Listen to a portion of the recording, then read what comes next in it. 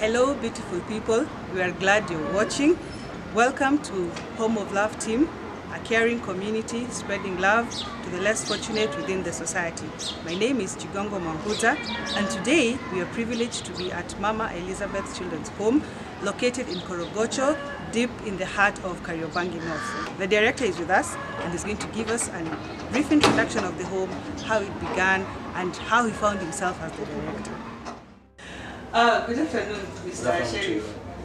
So maybe you can just briefly start by telling us about Mama Elizabeth Children's Home, how it started, and how did you find yourself as the daddy of the home? Well, Mama Elizabeth Children's Home was basically started by Mama Elizabeth, who was daughter to Mzee Korogosho himself. So the dad is the one who named the slum Korogosho. Wow. Yes. That's an interesting fact. She was one of the kindest persons I've ever seen, if not the kindest, human being I know. Okay. And I happened to come here in 1993 after losing my biological mom to HIV. Oh, so Mama Elizabeth actually took you in? Yes, she was my foster mom. Wow. And she happened to be friends with my mom, my biological mom, okay, who was called Anne. And they were both hairdressers. So you see, they're colleagues, okay, and they developed a friendship. So I remember, I used to see Mama Elizabeth now visiting our place, growing up. And it happened that way back, she happened to lose one of the sisters, one of her biological sisters, now Mama Elizabeth. Mama Elizabeth, yes. Okay. The lady also succumbed to HIV, and she had 6 daughters. Oh dear. So when that happened, Mama Elizabeth took the 6 daughters in. Wait. Mama Elizabeth also took these 6 children, yes, who were her late sister's children? Yes. Wow. 6 daughters. Now, my mom was so touched by the kind gesture, such that she lamented that, should something happen to me, I would be happy if my kids were taken by someone who has a big heart as yours. You took kuongea to just like that. Little did she know that 1 year later, she would be normal. Oh dear. Yes. So a year later, my mom succumbed to HIV, and we found ourselves stranded. No, it's okay. It must have been a tough moment. Yes, it was. And you see, our own blood relatives deserted us in an hour of need. Yeah, I can imagine at that moment, maybe there's the HIV story, people don't even Stigma, know what it is about. Yes, and you see, that was in 1993. And they're also feeling, yes, probably. During that time, unlike now, where people are taking ARVs and all that, yes, during that time, it was a big deal. Yeah, true. And being a single mom, I couldn't blame her. Yeah. Because she lived her life, and I guess she got to a point whereby she felt lonely and thought of moving on. Unfortunately, the person that she met next destroyed her life and destroyed ours in the process. You see. So when we lost our mom, we got stranded because our own blood relative deserted us. They didn't want anything to do with us. And now in the process, that's when after burial, I remember even before we could put her mom, we could bury her. The one purported now Shosho, my mom's mom, even wearing, donning her clothes. They're already sharing her clothes even before she's buried? Before she's even buried. And now, after burial, we found ourselves stranded because they had mashamba, but you can imagine, just because she had HIV, she was just buried at Langata. I'm not saying Langata is bad, but it's usually, an option for those who do not have shambas. And you see, being the firstborn, I thought that they would at least take her home. give her maximum respect, you know, by taking her home and at least giving us a place where we go for memorials and all that. But anyway, it never happened. So after Langata, we found ourselves stranded, you know, with nowhere to go. You know, Africans, the way we are, people will pick whatever you have, but not the kids. Not the kids. Yeah. So that's what really happened to us. The kids always are abandoned to many people. And you can imagine my baby brother was 1.5 years old. Oh dear. Yes. By the time we were losing our mom. I was merely 13 years old, you know, and some things I could not really get to understand. But then, compared to now, if it happened at a time like this, things, you know, I would handle things differently. So growing up, I had to mature at an early age because I had to be responsible for my brothers. Yes. And now, when Mama Elizabeth saw us stranded, she remembered my mom's words. You know, should something happen to me, I'd love my kids to be taken by someone as kind-hearted as yours. And that's how we found ourselves, you know, under her wings. When that happened, remember, initially she had taken the 6 daughters. The 6 daughters to her late sister. Now, I have 3 brothers. That's 3 of you. So we are 4 in total. Now, apart from Sisi and the daughters, you know, the sister's daughters, she had her own biological 3. 3? Yes. That's 13. So that's 13 in one household. Wow. That's Chelsea's team, full squad. With 2 substitutes. With 2 substitutes. Yes. Why Chelsea, not Man U? I'm a big fan. Okay. An ardent Chelsea fan. So when that happened, Mzee was like, hey, Mimi, I'm not starting a school or a football team for that matter. So what you do, Mama, you have to choose between marriage or the kids. Oh, now she was put on the spot. Yes. It's either the kids or your husband. Yes. And being a selfless person that she was, she chose the kids. So personally, I've always felt entirely responsible for her failed marriage because it was because of us that she made the sacrifice. Remember the 6 were relatives. Were relatives, yes. Now here we are, total strangers, you know, and she had to sacrifice the marriage for us. It's something that I don't take for granted to date, because, you know, now when she chose the kids, she was told, now, since you've chosen the kids, you have to go back to your dad's place. You know, initially we were living at Kariobangi, there's a plot there, but now, after being given the option, she had to come back to Korogosho. You know, where her dad, the dad, now the Korogosho used to live. And fortunately enough, at least he had plots, because you know, even the one that we are, you know, we are sitting on here, because, you know, during that time, Mommy got lucky because, you know, Mzee had not died. Yes. And the sons were still there. And you see some of the sons were so much into alcohol. Yes. So they were selling the clothes kidogo kidogo. But now when Mommy came into the picture, they had to stop. So at least even during that, now we have a home at least here. Yes, yes. So when that happened, I came here in 1993. We built a simple structure, started living in that structure. But then she was not in a position to finance our needs herself. So what she did, she took me to a children's home called St. Charles Luanga. Oh, so now you had to be taken to a children's home so that at least you can be able to manage the little, who are the other ones who are left. So she took us to, again, Mimi, I went to St. Charles Luanga, it's in Nwai. During that time, it used to serve street children. Oh, okay. That was the time, you know, the kids were being rounded off, then taken to centers. Oh, yes, I remember. So I got lucky in the process, thanks to, you know, another social worker in Mami. And when I was taken there, you know, I throughout my primary school, I didn't school in uniform. You know, just jeans, then unakata na makasi, and you go to class. Yes. Throughout from class 3 to class 8.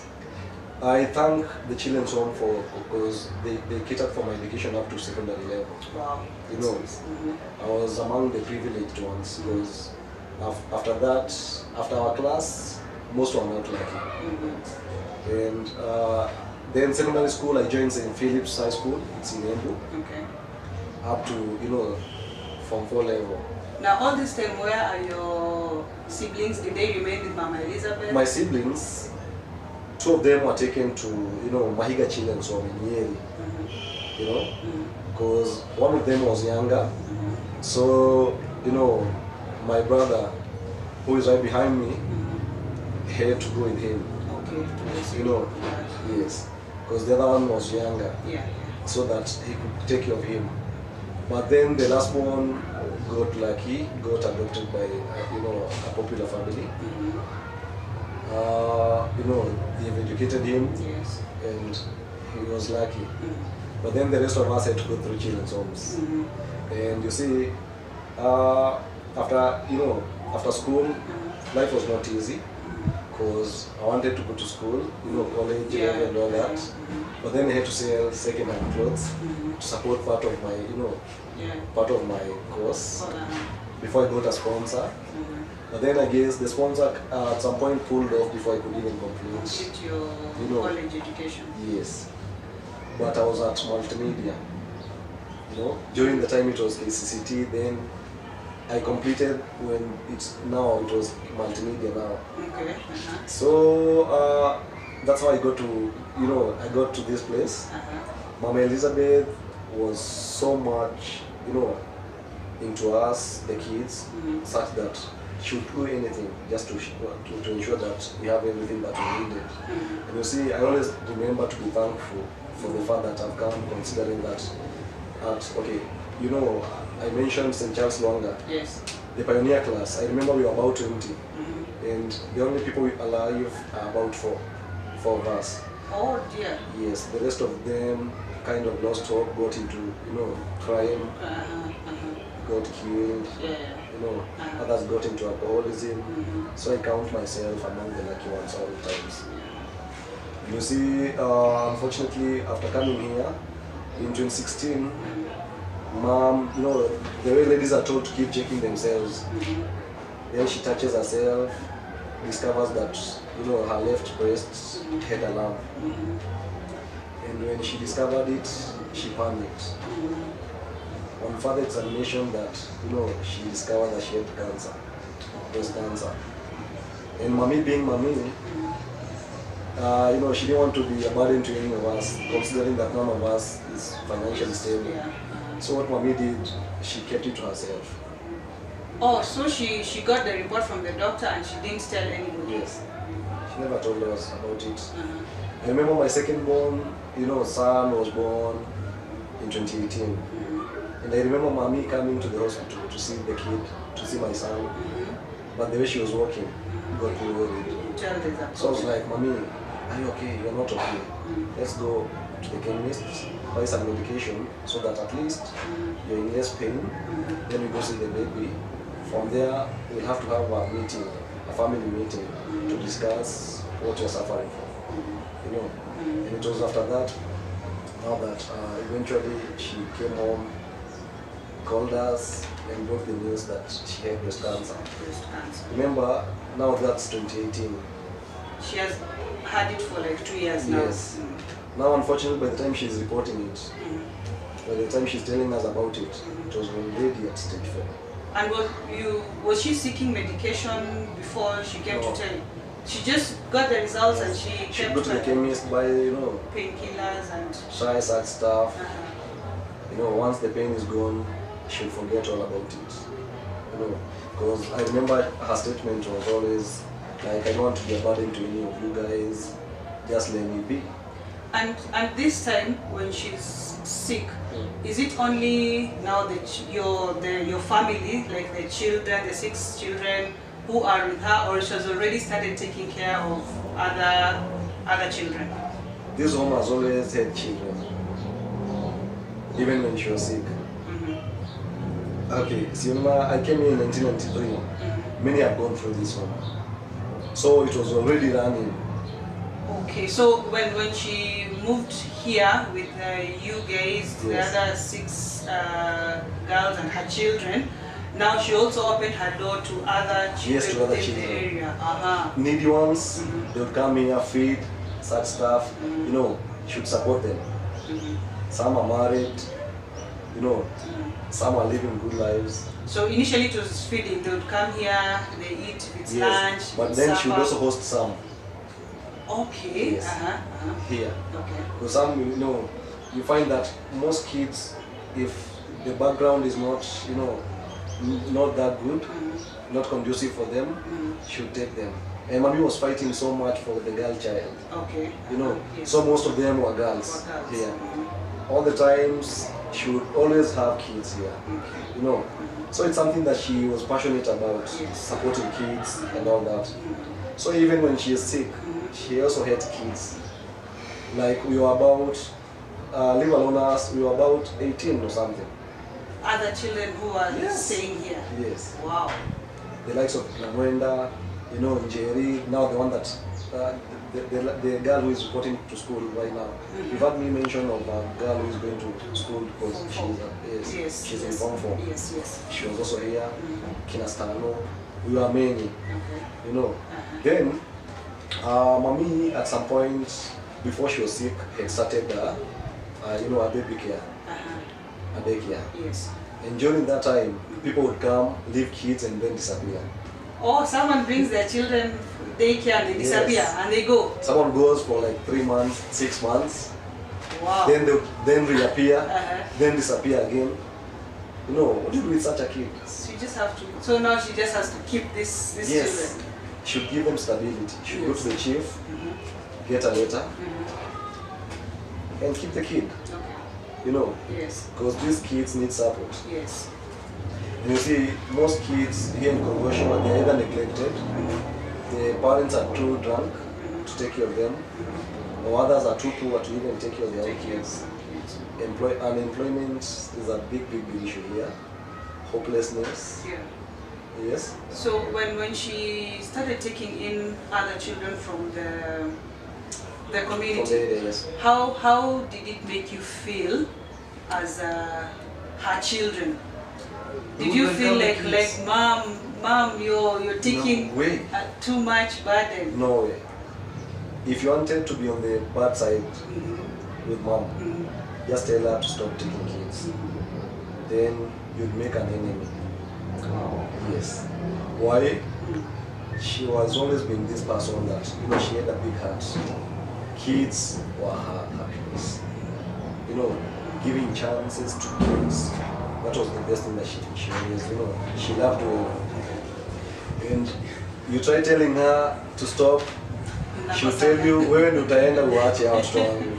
So now, 2018, she has told you guys that she has cancer. Unfortunately, it's already at stage 4. So then what happens? We did a lot of convincing. I and mom were friends, close friends. And I convinced her to start seeking medical attention, medical help. During that time, we didn't have NHIF. So it was cash. Cash, yes. And since none of us was financially stable, it meant, you know, it meant selling stuff to support her. I remember I had a big kinyozi, and I also had a nail bar, you know, ya kurembesha warembo. Eventually, I had to close. Why? Because we had to support mommy. And you know, fighting cancer is not a joke. It requires resources. Now you can imagine looking at our place, our setup. There was nothing here. You know, there was nothing to even think of selling. You know, at one point I even remember telling mom, because I had a kaplot mahali, and I was like, mami, si niuze ya kaploti, niku support upone kwanza, hii mahali Mungu atatupatia. And she was like, what? Usijaribu, that's for your sons. You know, and I guess mommy was ready, because she didn't want us, you know, ati uze kitu yako muhimu sana for her medical. She wasn't into it. She kind of had the feeling that she wasn't going to survive. Yes, stage 4. She was hopeful, but then she didn't want to, you know, once she's gone, mtu akisafa zaidi. Kwa sababu kuna kale kitu kadogo konako anataka protect. Unaona? Kwa hivyo hataki kueti reason wewe umebaki ukiwa flat, kila kitu una kitu ni ugonjwa ndio kuja kamshika. So mami tuseme 2019 literally I spent almost like 9 months in Kenyatta. Kwa sababu mara kwanza alienda kaka 4 months. Sasa mwenye alika 4 months nikapata mtu amenisponsor driving school. And it was during that time that now we started becoming popular. Why? Because you know, guys were like, I'm always smart and here I am, always in class with the, you know, food dish. You know, and they're like, you know, they will always be cheeky ones who will be like, hey, Sheriff unakuwa smart lakini unabebaga lunch saa zote ya nini? Kwani huwezi afford kunywa lunch? Now that's when I told them, hey, if food I don't carry for me. It's meant for my mom who is at Kenyatta battling breast cancer. Na nikimvisit leo ananiambia kesho nataka kula nini. So just about your resources, and you saw, okay, you know I live at Umoja. So from Umoja to Buruburu, I was always trekking. Okay. Kwa sababu sasa unapata niko tu na 100 priorities. Hii 100 inafaa bado niende Kenyatta na nirudi bado nyumbani. So unaingekuwa hectic for me going back to Umoja to pick food during lunchtime after class. So I preferred going to food kwa class. Then, you know, the instructors knew my story and they would actually pardon me or excuse me to leave early, you know, after lessons. So, kama ni practical, I would be among the first ones so that wananiachilia. Hii food ni chakula kwa sababu ya 1, 2, 3. Na unaona kwenda Umoja back na kurudi bado ni pesa. So, inabidi kinakutia chakula so that from Buruburu to town, yes, to town, 50 bob. Then from there I trek to Kenyatta. Feed her during lunchtime. Akishakula tunang'edia huko nje kidogo na family. Tunangoja tena time ya kuingia jioni. Tena tunamfeed. Then from hapo sasa tunatembea back, tutawa pole pole. Niko na kuja town, unapata matatu ya Moina ni 80. So you have to hang around town and have 50 bob. So I would hang around, wait till fare will be 50 bob. That's around 9 huko. Then I go home. So cycle narudia pia kesho tena the same, you know, the same thing. Kwa sababu unaona mtu anasponsor mambo kula ama fare ni. So huko kinini ni kujisort. So napata even niko tukifanya. So you know, after kushare my class, now that's when people started coming because a group was the first group to come to visit. We even visited the place, the children's home that I grew up in. Okay. And unfortunately we discovered that tuko siku hizo watu wanalipa shule school fees. So it's, you know, it's no longer like a children's home. It's more of a school. A school now. Yes. So when that happened, now they started supporting me, taking photos, you know. Then now we started going around, you know, photos are shared. Became aware yes, of, people became aware of what we do. Yeah. But kijiji yote ilikuwa inajuaga anaita shosho watoto. Unaona? Kwa sababu apart from hiyo deki alikuwa nayo, pia kuna watoto wa watu, unapata mama ni mlevi sana. Half kids here wenye wamekuwa na mamia hapa kwanza wakiwa wadogo. Kwa nini? Mzazi ni mlevi ni ule mzazi wa kulala kwa mtaro. No, so they have to baba ya mtoto hawezi kuambia baba mtoto ni nani. So mtu hawezi leo mtoto. So mwambie alikuwa kienda na kesi kama hiyo kwa chief, anaandika barua, anapewa custody ya mtoto. Unaona? So unapata pole pole tu hivyo the home. Ndio unashtukia watoto ni wengi. Kwa sababu gani? Wewe utapata watu wa area like wazee wa kijiji, akisikia kuna mahali mtoto anasafa na anajua mami ako na hiyo roho safi. Mtoto analetwa hapa. Uwezo wa fukuza. Kwa sababu hiyo ni furaha ya mami kuona at least ana add value to the community through humanitarian work hiyo anafanya. Unaona? So, 2019, that was last year. Mara kwanza akakuja akamaliza kimo yake ya first set. Then she even came home. She gained weight from 35 kgs to 70. She had gone down to 35 kgs? Yes. And you see, you'd actually get worried ukienda kumuona kwa sababu gani? Unamuona kwa kitanda, ana struggle, kuna pain. But all she was thinking about ni watoto. For the kids she was always like, watoto wamekula. Then Saturday, wamepika chapo. You know. So now that she was in hospital, who was looking after the kids here? Us. Okay. Yes. You were the ones taking over. Making sure they have eaten. Things are happening. Things are running as if she was still here. Yes. And you see, before we started getting visitors, kama mimi nilikuwa responsibility yangu ya kununua unga. Unaona? Na mwingine alikuwa na responsibility ya kununua mchele. Mwingine sukari. Sisi watoto. So una struggle venye utaweza bora ulishe watoto wa mami wasikose kitu ya kukula. So unaona after the first set ya kimo mami akarudi home, and tukakuwa hopeful that all will be well. You know, unfortunately kidogo tena the lungs zinajaa maji.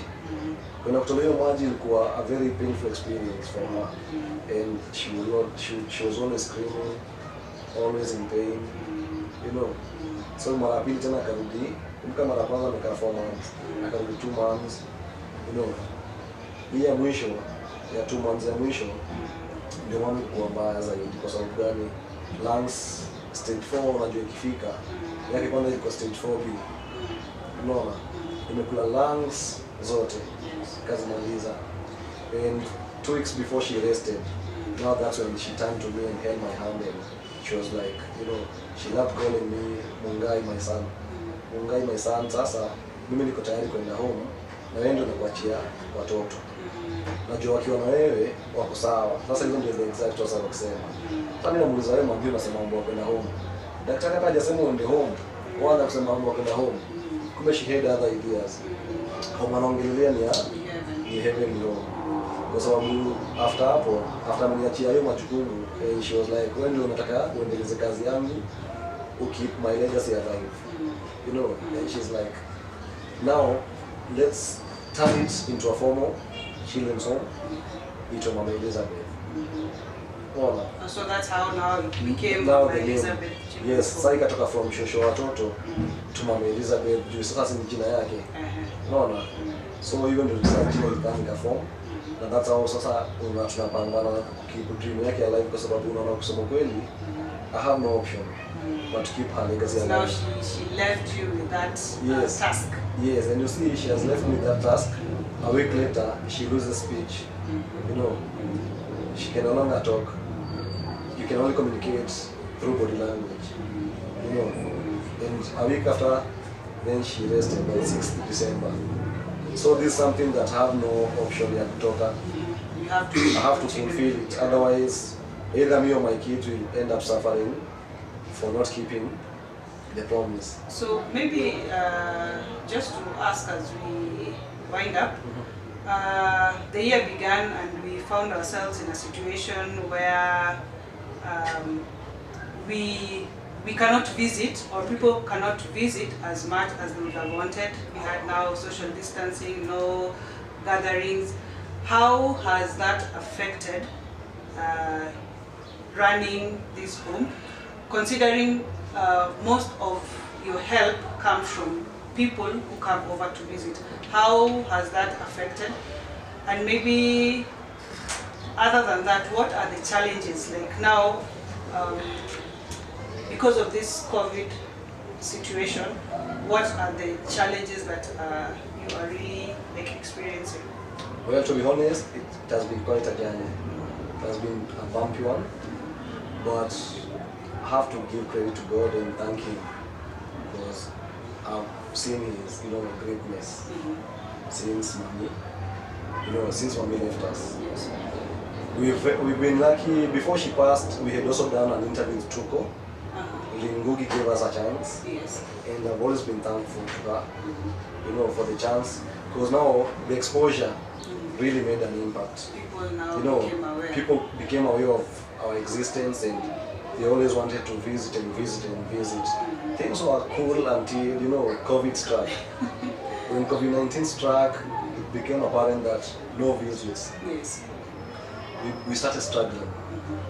And you see, apart from the 45 kids that are hosted here, we also have a feeding program that benefits an average of 150 kids per meal on a daily basis. We do it from Monday to Saturday. Okay.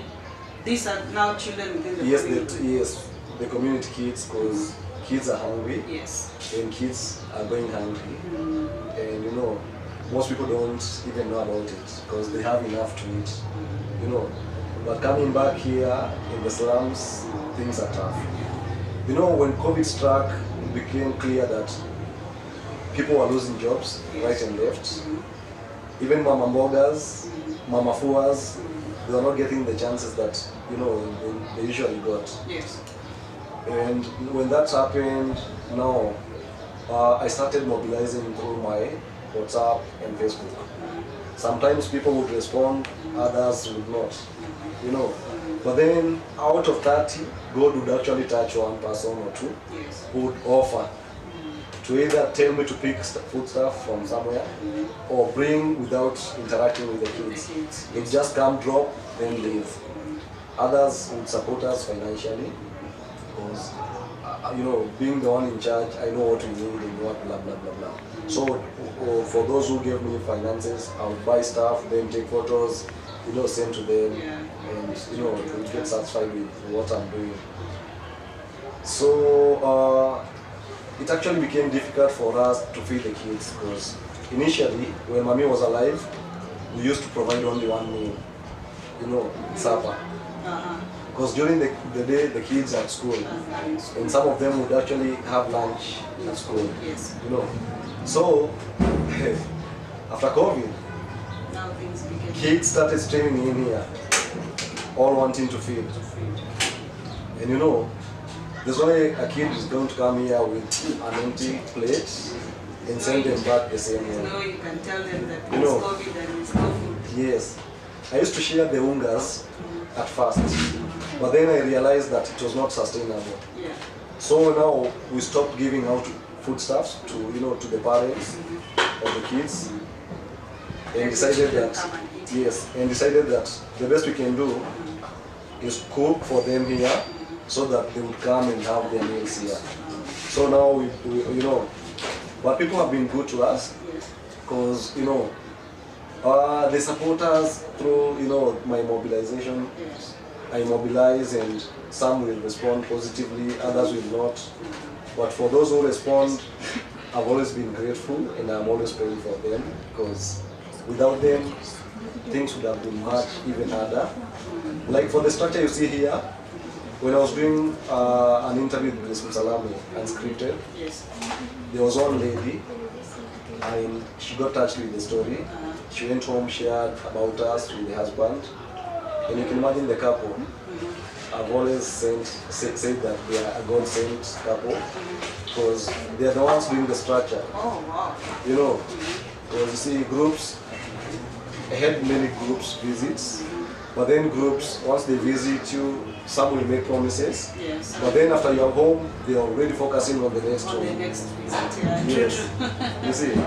So I was hopeful, but when I was just about to lose hope, the lady calls me out of the blue and she's like, hey, I and my husband want to do the structure for you. Because you see, Mommy ran the home unofficially for all the years. Ile tu just the usual home, the normal home, but then akona watoto wengi hata kama si wake anasupport watoto. But sasa unaona to keep our legacy alive we have to register the home officially because some of the authorities wanajua about CC, so they've been supportive. Even when the kids, chief akipata mtoto ana mahali pa kwenda atamleta bado hapa kwa sababu anajua ni mahali mtoto atapokewa vizuri, it's a homely place. So unapata food stuffs the main challenge for me. Then chako, unajua sana ile ndaweza kupata chakula lakini sina hiyo Now I want you to do something. Maybe there's someone out there who could be watching and they want to help in any way. I want you just to look straight to the camera, just speak to them, tell them how you want them to help you. Alright. Hi guys, my name is Sheriff Anthony. I run Mama Elizabeth Children's Home and we are so much in need of foodstuffs, charcoal, sanitary towels, and when you give sanitary towels, please consider panties for the girl child because it's a bit of a challenge. Any kind of foodstuffs can really make a difference for us. As for those who would like to give financial support, you can always contact me on 0721 372 688. You guys are the ones who make the home run because we don't have donors, we don't have sponsors. So it's only through your kind gestures that we can keep doing this. I love doing what I do because I believe that if myself I was not given a chance, and then I wouldn't even know where I would be today. So I'm a strong believer that through your support, we can give hope to others and make a difference for them. We can add value to our community. And you never know who will come up, after what we do. Tomorrow someone will come out of this place and make a difference, maybe for the country, if not for the area. So thank you very much. Any kind of foodstuffs, clothing, sanitized towels, charcoal, firewood, all those can really make a difference. Beddings, we're also looking for beds soon. So any kind of help, if you have a sofa that you're not using, that umeweka tu kwa balcony, it can make a big difference for us here. So feel free to get in touch. Thank you. God bless you. Thank you very much, Mr. Sheriff. We thank God for what He's doing at Mama Elizabeth, and it is our prayer as Home of Love that God is going to continue helping you, giving you more grace to run this place. Thank you very much. Thank you very much, and also thank you guys for always, walking the walk with me. You've been there for me. It's not mara moja mmenisupport. So then napiga nduru online sana. There'll be others who snob you, and there'll be those who will respond. But I don't blame anyone. Najua kupeana ni inatoka kwa roho. Yes. I would rather unipatie kidogo isaidie mtoto kuliko hiyo mingi yenye unagoja ifike na yote tunachia Mungu. Si kweli? Ndio tena nasemaga hivi, au mtoto wako hapa ambaye ana safa kwa sababu hana chakula ama ana school fees, ana mtu wa kumsupport. Ni just like any other kid. It's only that yule mwingine ako na bahati, huyu mwingine maisha imekuwa unfair kwake. But tunaona hawa watoto wote ni watoto na tukiwapatia chance, you never know utalea nani kesho. Si kweli? Thank you very much. Shukrani.